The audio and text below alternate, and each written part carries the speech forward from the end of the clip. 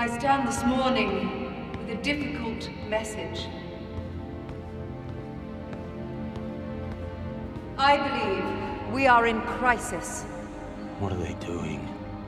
The distance between what is said Shut it down. and what is known to be true has become an abyss. It's locked. Why is it locked? It's supposed to be. It hasn't been locked all year. We know, we fixed it. What? We checked the protocol. Open it. You need the sequence key. So let's have it. We took it up to the security office yesterday. Of all the things at risk, the loss of an objective reality is perhaps the most dangerous. The death of truth is the ultimate victory of evil. When truth leaves us, when we let it slip away, when it is ripped from our hands, we become vulnerable to the appetite of whatever monster screams the loudest. I don't care if you have to cut power to the whole chamber. Get her off the air! This chamber's hold on the truth was finally lost on the Gorman Plaza. What took place yesterday, what happened yesterday on Gorman was unprovoked genocide. Yes, genocide. And that truth has been exiled from this chamber. And the monster screaming the loudest, the monster he helped create, the monster who will come for us all soon enough, is Emperor Palpatine. I'm gonna watch me some Andor and podcast with Candor about this Star Wars show on Disney Plus. This is the second season, but it also is the last one. And Disney pulled the fast one, putting out 3 episodes at once. Yes, I am watching Andor and talking with Candor. It's what the Mandalorian man's for. That is my podcast show. This is the second season, but it also is the last one. It should lead right up to Rogue One, and we all know how that goes. This is a podcast on Andor called Andor with Candor, about that Star Wars show on Disney Plus. This is the second season, but it also is the last one. It should lead right up to Rogue One, and we all know how that goes.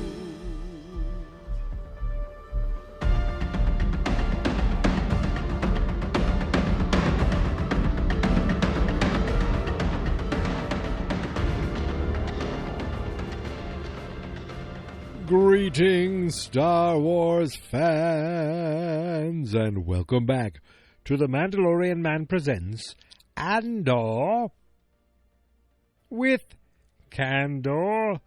Welcome to the rebellion, pal. Folks, I have now watched just as many episodes of Andor as you. You can't say, oh, I've watched all 9 episodes of the second season and this idiot hasn't. This idiot has. This idiot just did. Wait a minute, I shouldn't be saying that. I should. This host, this podcast host has. He did. He now is caught up and ready for Tuesday night. That 8th episode was just fantastic. And I said to myself, how do they come out of that into something that is more, not more meaningful, but just as meaningful, to lead us to the next chapter of Andor. And you realize, yes, Gorman is a huge part of this season, a huge part of what the Empire is up to. But it all boils down to the rebellion. And that is really the larger focal point of Andor as a whole. It's kicking off the rebellion that we know, that ends up, taking out not one Death Star, but 2 Death Stars. Sure, there's a few bumps along the road or along the way, but that all is kick-started with the group in Rogue One, and that group in Rogue One is starting to come together here in Andor. When I say that group, two of them. Well, two of the main... Look, Andor and the Android. That's where I'm going. Andor and the Android, brought to you by Kellogg's Cereal. Doesn't that sound like a cartoon, Andor and the Android? We see that set up in this. We see a character making a difficult choice. We see two characters making difficult choices and kind of their lives changing forever after this. The big one is Mon Mothma, who decides it's time to speak up. Now, there's this Senate meeting, and she's like, I'm going to make a speech. I got to make a speech. Everything coming out of Gorman, which just happened yesterday, she's like, this is, someone's got to say something. And a lot of people did. A lot of the senators, other senators did speak up. They talked about those terrible people in Gorman, those savages who, attacked the Imperials. They are feeding right into the propaganda machine, and someone needs to speak the truth. And because if the truth is hidden, then that's when, bad things happen. I know she said it much better, but and it was pretty great, her little speech, and she put the blame solely on Emperor Palpatine. That's like we've heard Emperor, but it's like finally she's like Emperor Palpatine. And before they shut it down, like, shut that shit down, they finally turned the power off. But she gave her speech. Now, what I didn't realize is that Benjamin Bratt took over the Bail Organa role of Jimmy Smits. I heard in a previous episode we saw Benjamin Bratt, and I heard them say Organa, and I thought, oh, it's like his name is John Organa. That's Jimmy Smits' brother. No, it took over the character. That is Princess Leia's adopted father. We see him in the prequel trilogy. We originally see him there. We see him again in Rogue One. I don't know if because I know the character was in some of the animated shows. I don't know if he voiced the character ever in anything, but what I read real quick on some Reddit page was that it was schedule conflicting, that he couldn't be there because, and it can't be age. Think about it. He was in Obi-Wan Kenobi, right? He played the father. If he could play the father there, he can play he could have been in this. And I hope that didn't just come out of nowhere. Like, I thought I accidentally hit pause when I was recording, and I'm not going to change it. I was just talking about Benjamin Bratt and Jimmy Smits, and hopefully that all made it. So he is there. He's like, you got to say something. You got to speak up because Mon Mothma is giving this big speech. She decided, I got to say something. He's like, listen, but I can't come with you because things are going to get bad, and I got to stay here. But I have these people that I can help you get out. Now, she meets up with Luthen, and he's like, you're not going to be able to get out with them. They're compromised. I have someone who can help you. Who's that someone? It's, what's his name? Andor, the guy from the show. He is back with Luthen and with Luthen's number one woman, Kylie, begins with a K. And she's like, he goes, I'm done. She's like, no, you're not. You need to get right back in here, and you need to do this for me.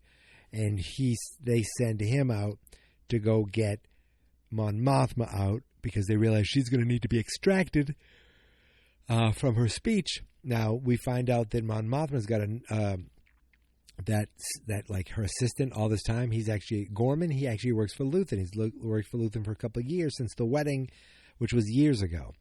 And I thought about the wedding, and I thought about her family, because Mon Mothma does give this speech. Now she...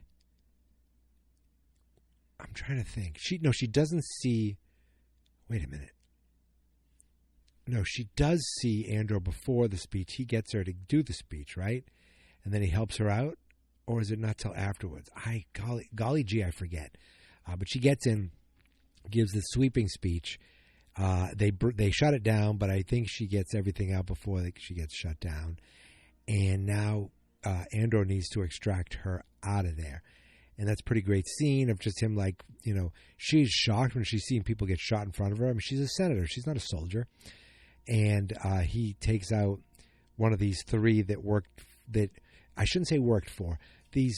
There were three people brought together, just met each other, who were going to work for Bail Organa but he didn't know them. He never met them. He didn't vet them. He says he trusts them, but it doesn't work that way. He doesn't actually know who they are.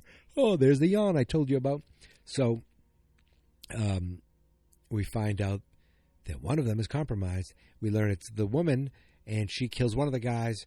And then when Andor tries to bring her out, he's like, just walk forward, because they think he's part of the press, but he's there to get her out because he has friends everywhere. That woman's like, come with me. She's like, who are you? She goes, I'm part of the team that's getting her out. And no, she's not. And Andor takes her right out, bing, bang, boom, laser blast, boing.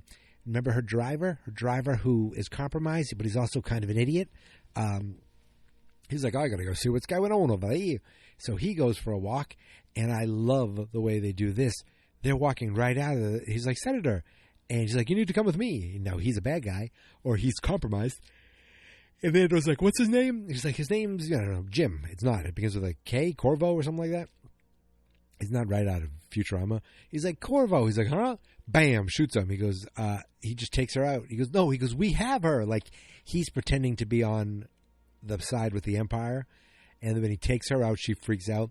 And I have to say, the set design in this episode, and actually many of these episodes, is just gorgeous. These wide sweeping shots that are all digital. They didn't build the city. Only Starship builds cities, and they build cities on rock and roll. But there's a shot where after they take out the driver, where it's them walking down these steps, and you see them walking down the steps. But if you just look around, it's gorgeous. It's gorgeous. They get her out, and the guy who is her assistant, he's like, he holds back. He helps her get out. He gets away. Pretty much everyone gets away. Something happened to Wilmon, so they go back to the safe house that he and Bix used to live at. And she's now moving on, doing her next... Wait a minute. Does she get her to Yavin? I don't think so. No. He has to take Wilmon back to Yavin so that he can have real doctors look at him. And they were talking about now... he's like, welcome to the Empire. Oh, there's that yawn again. Welcome to the Empire. And she's going to make another speech. Welcome to the Empire. Jesus, Christmas. Welcome to the Rebellion. I love that shot when they're walking along and he goes like, well, welcome to the Rebellion. Which, didn't someone say the same thing to him? I forget. Wasn't that No, that's the name of this episode. Oh, my goodness gracious. I'm all over the place. Because I'm excited that I'm caught up, and I'm excited that none of you know what's going to happen unless you worked on the show. Which in that case, there's probably a small to no chance that you're listening to the show. But I love that he says, welcome to the Rebellion, and she's like completely in awe. But now she's going to give a speech, and I don't think she's going to give a speech as a Senator Mon Mothma anymore. I think she's officially out. There's no way she can go back. She's probably got a warrant out for her arrest. But this made me wonder if the Empire, if they can so easily corrupt a planet, have innocent people be killed, what's to say they don't go after Mon Mothma's, husband, her daughter? Like, they're still out there, these people. Now they're married, so maybe they're married to someone who is, that guy's family is much more agreeable with the Empire. I don't know. But the risk of what you're doing as part of this rebellion is not just to yourself. It's to your family as well. She talks to Luthen, and she talks about her that boyfriend that she had, is it Tay? And how she thinks about him sometimes, and all that, what actually had to happen, and it still haunts her. They never come out and say it, but I don't think it needs to be said. But Lee, you also got to worry about your actual family. You're doing this, and now you're not yet seen as part of the rebellion. You're seen as someone who is disagreeing with what's being done.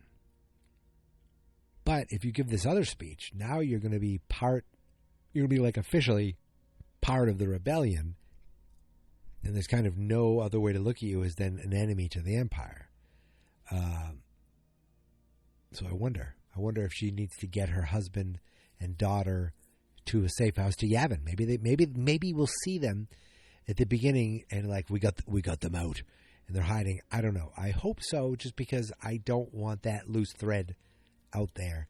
I did see an article, and I kicking myself. It's why Bix isn't, why we now know why Bix isn't part of the Rogue One crew. And I was like, I know why. She wasn't in the movie. Obviously something has to happen between, I guess we don't know exactly. They're saying we know what happens now, why they're not together. Well, yeah. I'm doing my damnedest to work around these yawns. She left. So he gets Wilmon back to Yavin so he goes separate ways with Mon Mothma, brings Wilmon back to Yavin, and the guy there who was like, you can't leave, he was like, we're not going to talk about this, but you want to go listen to her speech? He's like, I've already heard her speech, or I've already heard the speech, or something like that. It was really cool.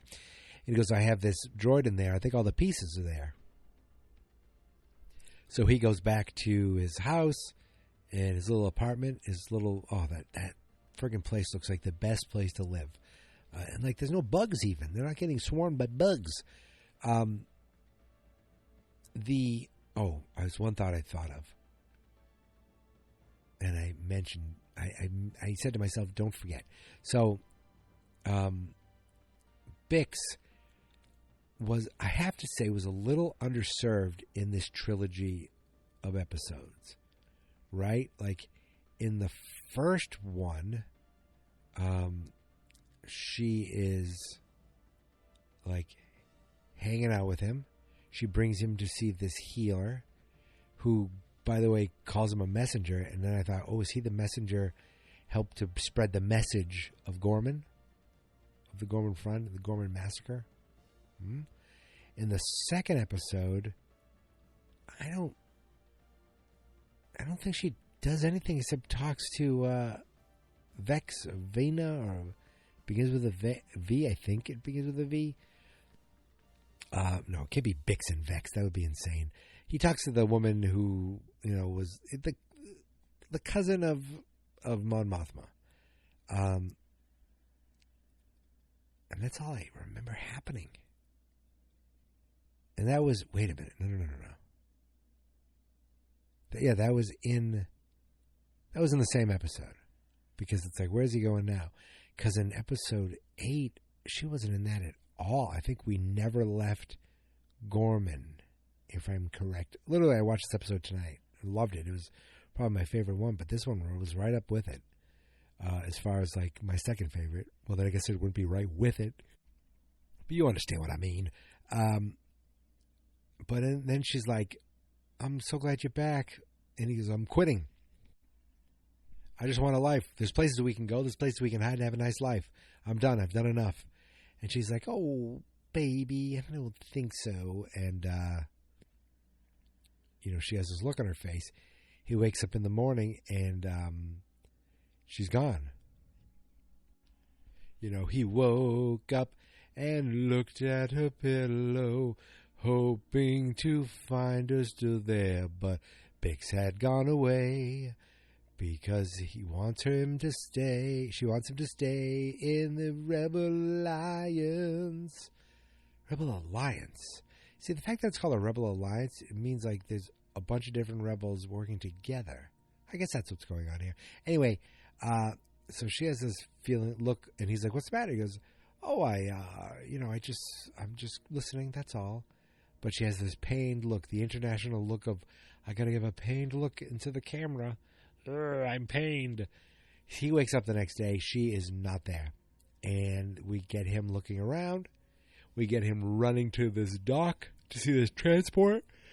Because, and while that's happening, we get a voiceover. And we get some shots of her looking into this, comm communication device to leave a message that she can't be the reason that he leaves the rebellion. He's too important. He's too much... He's too needed, and he can't leave now. They're so close, they need to win. So she left. Now, mind you, it could have been like, "Hey, honey, that's great you want to do this, but I'm going to leave you if you wait a minute." No, she'd be like, oh yeah, how about this? I'm going to leave if you leave. If you leave, I'm not going with you. So stay, and I'll stay. And he'll be like, "Okay, fine." Instead, she leaves. Now, what if he says, "Screw it, I'm going to follow her. I'm going to follow to the ends of the earth," and he never rejoins the rebellion, and she's out there thinking, "I'm so glad I left him. He's going to do so well." And then one day he shows up. He's like, "You hear about the Death Star? That thing's crazy. I don't work for the rebellion anymore." "Andor, what'd you do?" He goes, "Well, I left. I've been searching for you all this time. It's all your fault I left. Instead of I stayed, because you told me to, or because you told me that I was needed here." Like, what if he followed her? But instead, he probably thought, well, she's telling me to stay. She left. I need to make this matter. I need to make this count. And he had this conversation with Mon Mothma. She's like, "Thank you. I don't know, I can't believe, how can I repay you?" He says, "Make it matter. Make it matter what I did. I killed these two people. I got you. I risked my life to get you out. Make it matter." And, Bix is gone. And maybe his thinking is like, she left me to be here. I need to honor that, and I need to make it matter.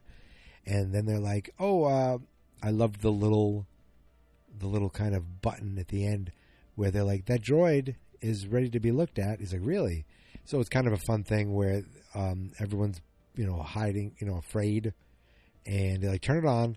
And the droid looks at him. And he's like, "Oh, have I done anything to offend you? Because if not, could you not point that at me?" And it's Alan Tudyk, the voice. And it's like, there's our official friend. There's one of Andor's friends that we're going to see in Rogue One. And obviously in the last trilogy of episodes.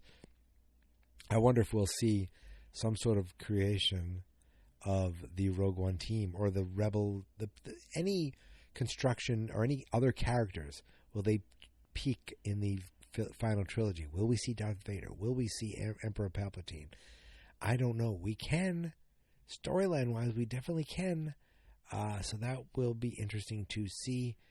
But where we now are is Mon Mothma has been fully compromised, and she is now pretty much part of the Rebel Alliance. Bix left, and she left because she couldn't be the one to have Andor leave. So now Andor's staying, and he's got a new robot friend. So he's replacing Bix with a robot. And I think I covered everything. I don't know. Anyone else when watching those Senate meetings looking for little ETs? I didn't see any, but they're out there. They're out there representing their planet. So now, I have to tell you, it is like 10:55. I am starting to fall asleep, like lying here, talking to you guys. And I am going to go to sleep. I'm literally going to stop recording and go to bed and get these episodes out to you as soon as possible over the span of tomorrow, you're going to get 6, 7, 8, and 9. And I'm looking forward to getting these out to you and then watching those final 3 episodes on Tuesday night. I'm going to pump myself with caffeine and watch all 3 episodes. And I can't wait. And I hope you tune in to this show, talk about that show, shortly after those 3 episodes. But that's it for now. I really am I am starting to fade. I don't know if you can read feel the vibe through your phone or through whatever you're listening through. But it's whoa, Mike's he's going fast. So listen, my friends, you can find me on all the socials at Geek Mentality, except that gosh darn TikTok, which is Geek Mentality Mike, and the Facebook page is Fans Not Experts. Also, the YouTube channel, Fans Not Experts. We have, at this point, I think 600 subscribers. Doesn't seem like a lot, but to me, it's magical. Anytime I see more people sign up for the podcast, it gets me so terribly excited. Okay, so that's it. I'm done. I am out of here. I will talk to you soon enough. And looking forward to getting all of these episodes out to you and all the other Star Wars fans. So I will see you soon. Thank you for listening. Thank you for subscribing. And remember, may the Force be with you.